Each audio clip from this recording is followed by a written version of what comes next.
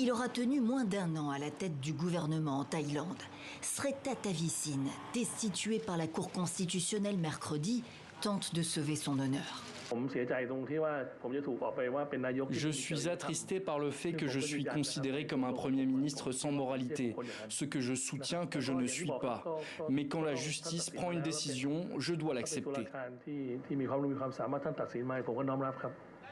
C'est la nomination au gouvernement de cet homme, Pichit Chuenban, qui a causé sa perte.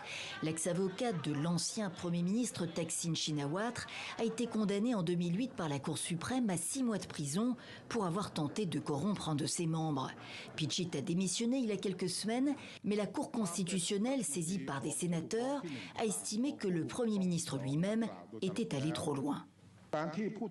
Le premier accusé devait savoir ou aurait dû tout savoir des faits liés au comportement du deuxième accusé et pourtant il l'a nommé à un poste de ministre. Destitué donc par 5 voix contre 4 pour violation du code éthique. Les Thaïlandais, qui rejetaient majoritairement sa politique selon un sondage de juin, ne se disent pas vraiment surpris.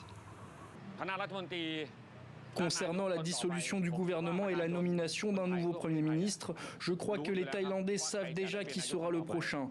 Ça fait partie d'un très sale jeu politique en Thaïlande. Les députés se réunissent ce vendredi pour désigner un successeur. L'heure de Paetongtarn Shinawatra semble être venue.